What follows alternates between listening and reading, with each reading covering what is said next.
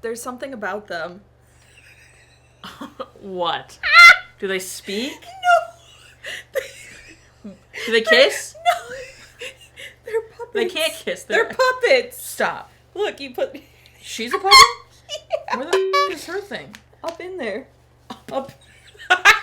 No, like in here. Like over here. Like, see the little lip? Oh, in her arms. In her arms. I can't do anything to her head or face. No. Only her arms. So, like, ah.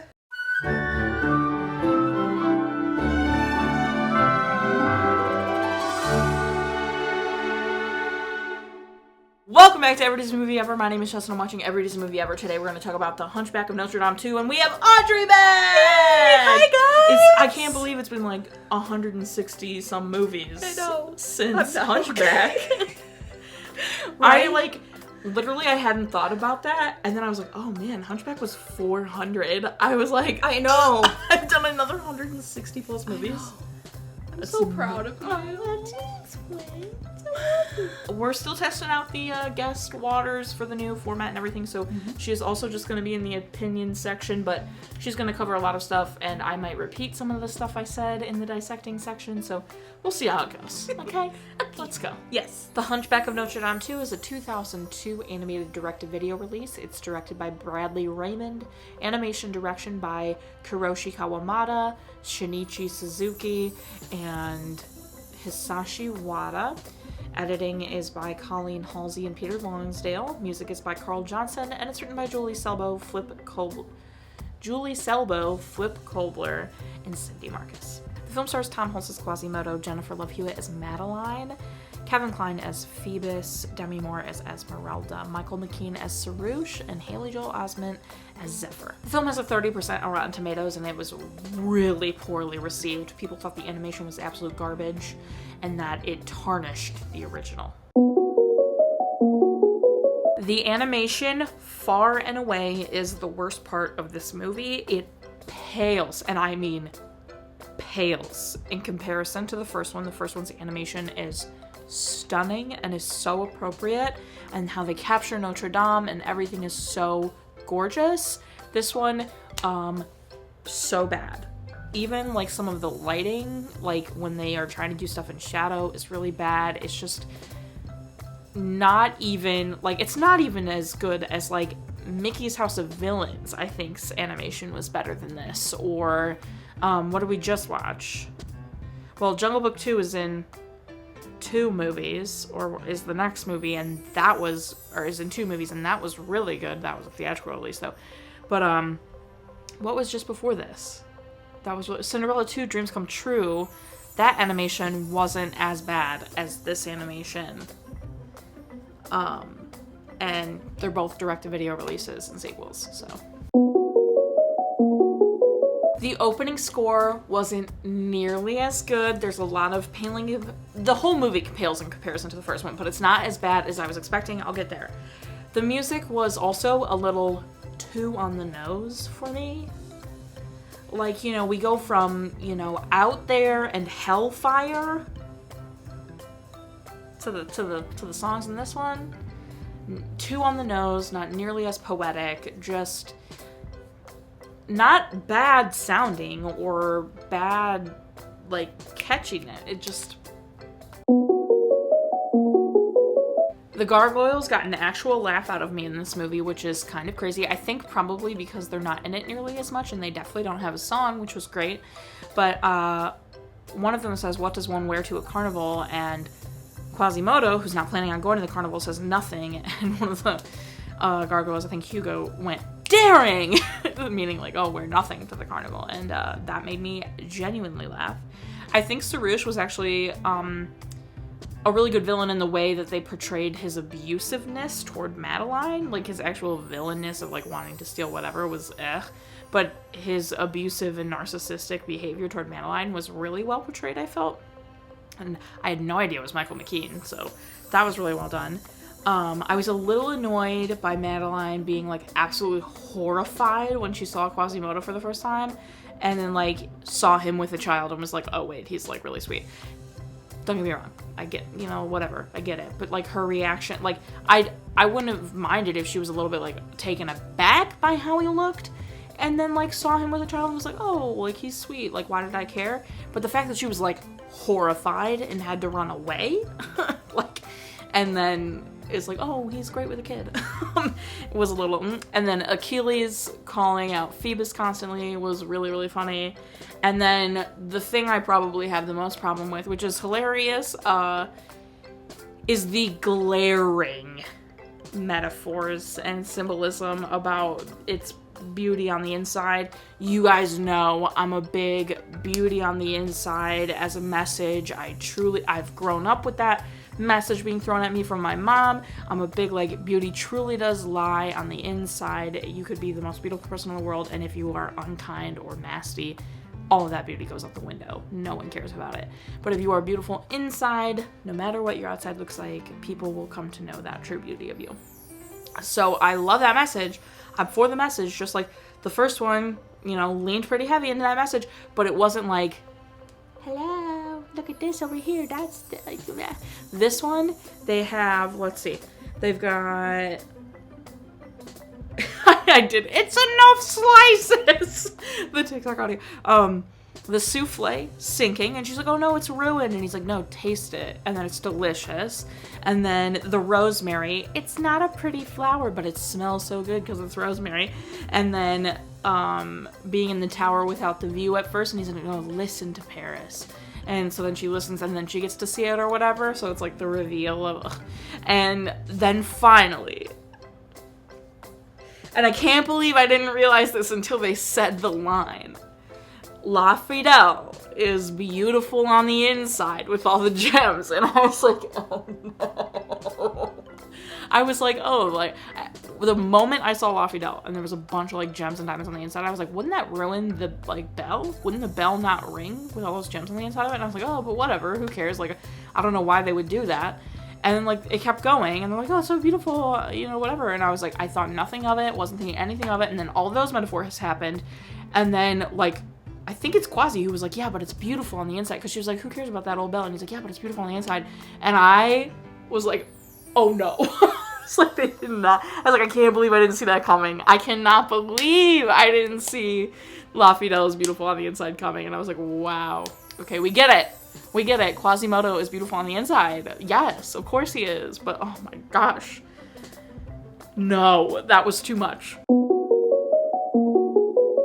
I love Jennifer Love Hewiit. I have always loved Jennifer Love Hewiit. I wish she were in more Disney things. I think she'd be, like, she has done voice work in the past, I believe, but I think she just needs to get more voice work. And she also needs to sing more. Homegirl is so talented when she sings, and, like, she just doesn't do it very much. But I loved her in all her, like, shows and everything, but I want more voice work for Jennifer Love Hewiit. She's amazing. First of all, the opening sequence of the titles, I'm always just like, oh yeah, this is gonna be good. Mm-hmm.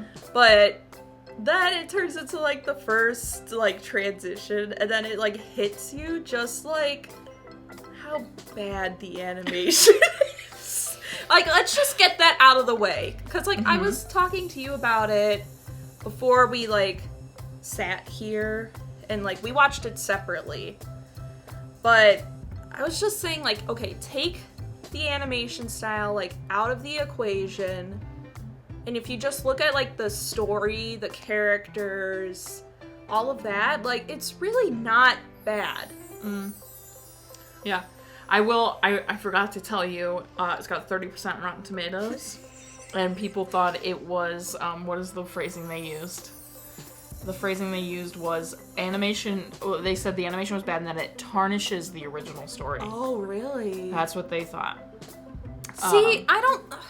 As a Hunchback fan, like, I never thought that it tarnished that. Like, I can appreciate the first one, and I do. I think I gave it like 10 bells or 10 croissants or whatever. You did. It's your faith. Yes. So, like, I hold that in a special place, you know? But, like, I like what they did. Also, this is the time of, like, direct-to-VHS or direct-to-home video sequels. So, like, I get why they did it. I liked how it turned out. I'm happy that Quasi had his own happy ending. You know? Like, I would have been fine if the sequel never happened. But I'm okay that it happened. I had heard this was one of the worst direct-to-video sequels. What? Yeah. And then also not direct-to-video, but another sequel coming up I had also heard was horrible. Yeah. And so I went in expecting this to be, like, absolute garbage. And so when the animation started, I was like, oh, okay. I was like, so it's solidifying that so far. And then I was very, like, into the story. I was never bored. And I was like, okay, this wasn't nearly as bad as I was expecting it to be. Right. We love that the gargoyles aren't in it nearly as much. Yeah. I mean, they're in it. Disclaimer. Yeah. But they're not. The one joke, I've already talked about it, but the joke where he says, what does one wear to a carnival? And Quasi says nothing because he's not going to go. And Hugo goes, daring! And I was like, okay, that was good. That was a good one. That was a good joke. Yes. I feel like they were tastefully placed. Yes. In this one. Yes. Because they established their suckiness. In the first one. They established So their much presence. So. What was really distracting was that Quasi looked different. Pretty much in every single flippin' scene. Yep. Like, it was never consistent. And the first one, it was, like, clear and established. His whole look and everything, obviously. Yep. Who in their right mind goes in there and, like, I know she has a mission, I get it, but, like, just breaking in, going up the tower, and just casually, like, hey, which one's La Fidel?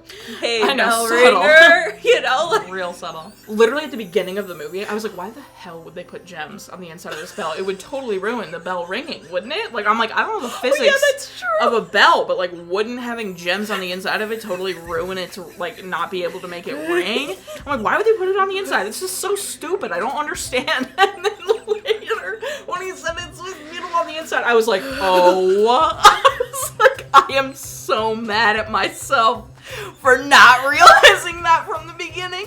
I was like, oh no! I was like, they did not just do that. I got it right away. I was like, oh.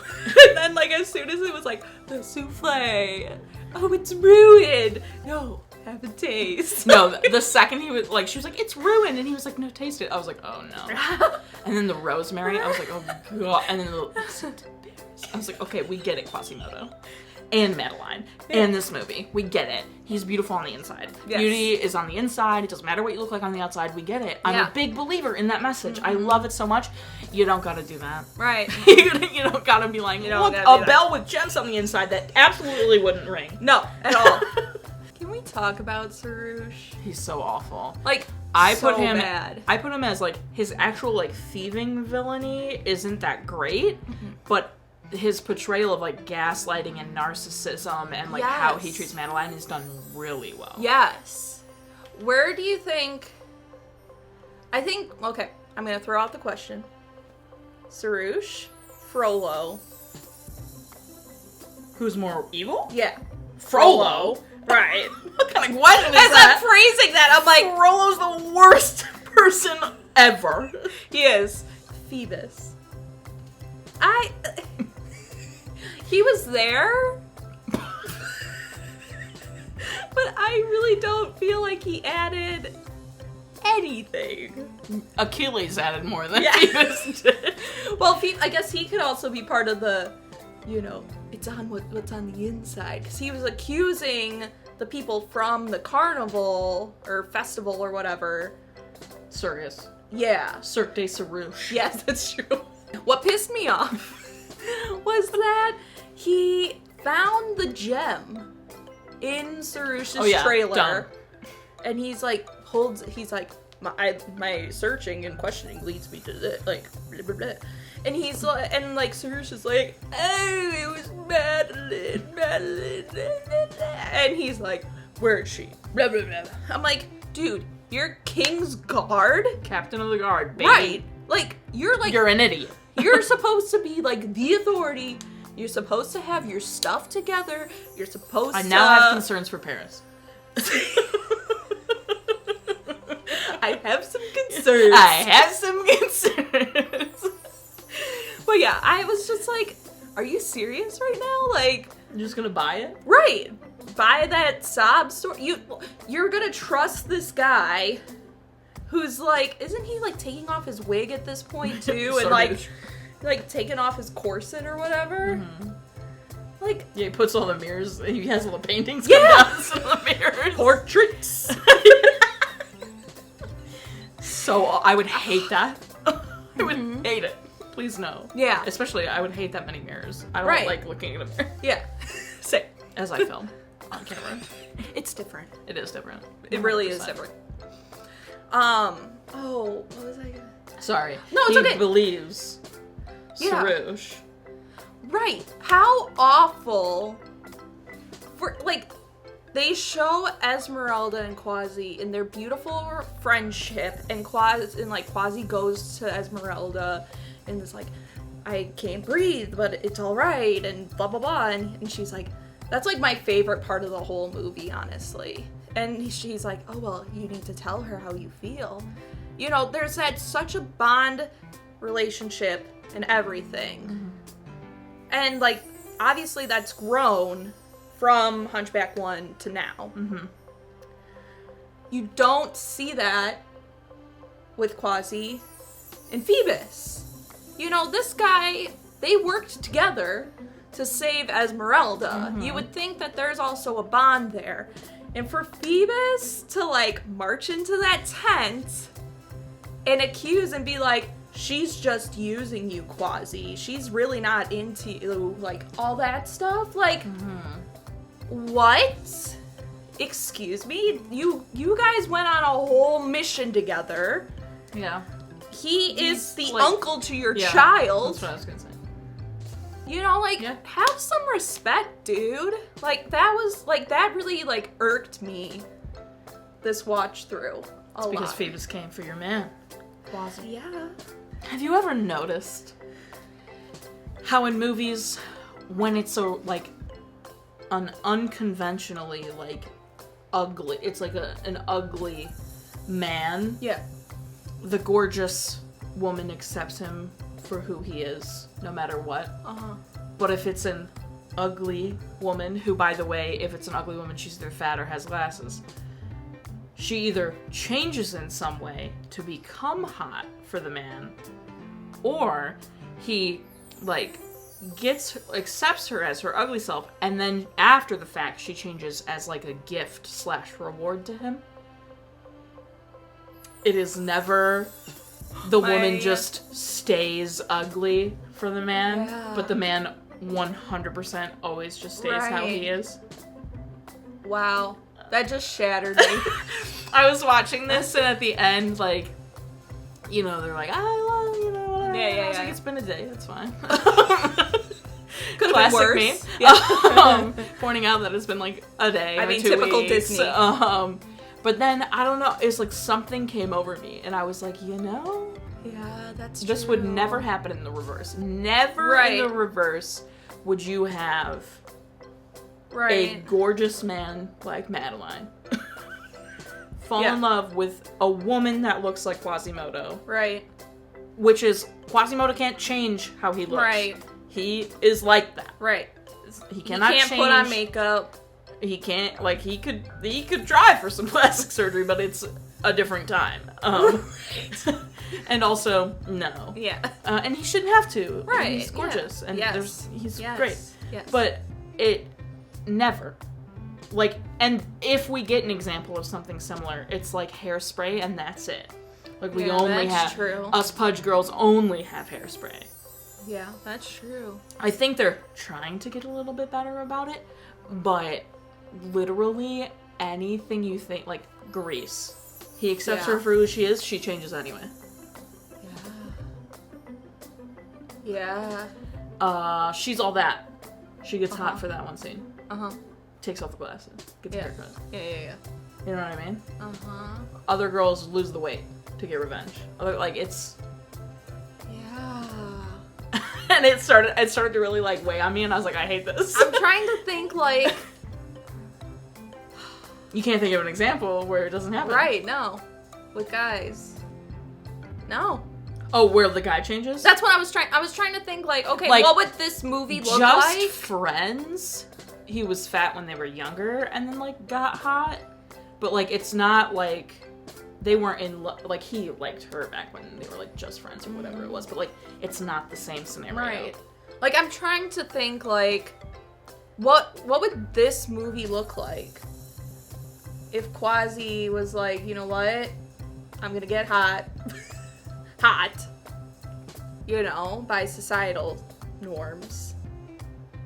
You know, but then ends up, you know, like, the guy's like, oh, and I think those movies exist. Like, I definitely think there are movies where the guy transforms to try and get a girl. Mm-hmm. But, like, either to get revenge on the girl and then, like, falls in love with a different girl who liked him back when he was ugly. Right. You know? Mm-hmm. It's never what it is for the other scenario. Yeah. Like, so if the guy gets hot, it's to get hot for a girl he really wants, and then that girl turns out to be awful, and he realizes he's in love with the girl that liked him back when he was unhot. Dang, yeah. Sexism is real, folks. Yeah. They have that whole night out, and then Sarouche is like, yo, if you want to keep the bell ringer alive, take him away from the tower while we go in and steal the bell. Mm-hmm. So she, like, is like, oh, let's go for a walk, you know? And they have a nice evening out and everything. And, of course, they find out what's really going on, and they arrest Madeline, I think, in the meantime, while they're looking for Sarouche, right? And so, while they're hunting for Sarouche, and, like, Madeline goes with them, and then they're standing there, like, watching what's going on or whatever. Like, I feel like there was plenty of opportunities to have Madeline speak to Quasi and pull him aside and be like, hey, or even during their walk in Paris, you know, and just say, look, I care about you enough that I don't want you to get killed, you know, and just be like, hey, I'm trying to save you. I know it's not right, but I'm trying to do the next best thing, the next right thing. I wish there was that moment, because I feel like that would not reinforce the whole message, but, like, give some more believability of, like, her falling for him, and, like, a connection that's, like, deeper. You know what I mean? I just wish there was that moment of, like, hey, I was trying to save you.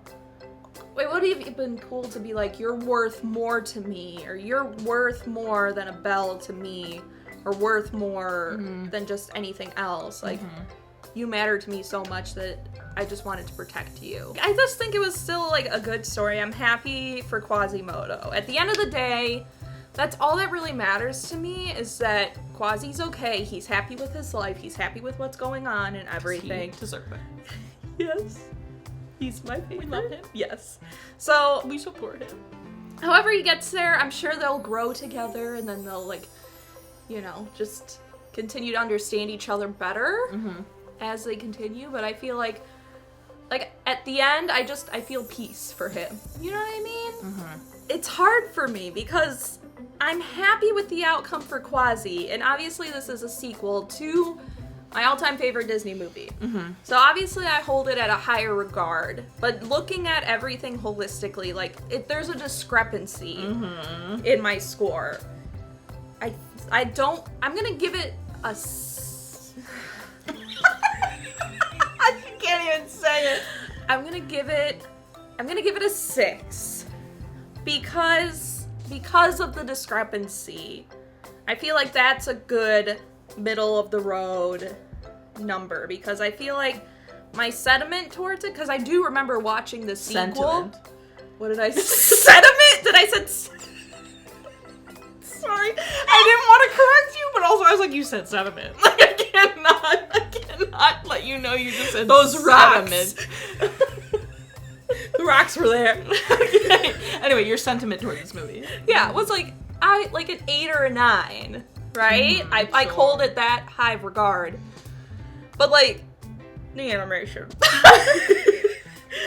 and the music wasn't as good. Mm-hmm. And just there's like the hitting hard, like the hard. It's what's on inside that counts kind of thing. That like drops it down for me to like a 4. Mm-hmm. If I was just looking at this as like not a Hunchback lover, not a nothing, I'd put it down there. So that's why I'm giving it a 6. Mm-hmm. So I feel like that's a good compromise. Mm-hmm. It's still on the higher end, but it's on the lower end of the higher end. So yeah. Mm-hmm. So 6 bells out of 10. Yes, that's my final rating. My final rating is 6 bells out of 10. Aww, twinning. Our total movie count is Parent One Quick Count are still the same. If you want to keep up with what movie I'm watching when, follow me on Instagram or Twitter. Find out what movie I'm watching when, follow Audrey on Twitter. Yes. And YouTube. Well, Audrey on Twitter. Yes, and yes, then yes. Audrey and Repeat. Yes, my husband. On the YouTube. I still have to watch that vlog you just put out. Oh, yeah. I haven't watched it yet. I'm behind. You binged me for 2 hours. I gotta go binge you. It's okay. I think I'm only behind 1. Yeah, we only posted one more. Yeah. One. Yeah. So. Go watch them. Yes. Posing to the question, unless you want to make this a Patreon thing. If you guys know of a good video editing software or program that's like cheap and like a one-time buy for like a Windows user, comment down below. Please and thank you. Oh, you don't have Adobe Premiere Access anymore? No, because of I got a new job, which I love, but with that new job, I don't get access to Adobe programs anymore. So expensive. It's so expensive, fam. So leave your comments down below. I will be there, as always. Buy merch. Join Patreon. Guys, she's in double merch. Double merch, yes, this girl. The OG line, and then I got the Castle collection. The Castle collection. Yes. It's back there somewhere. Yes, it is. It's right there. Excuse me, I burped. Okay.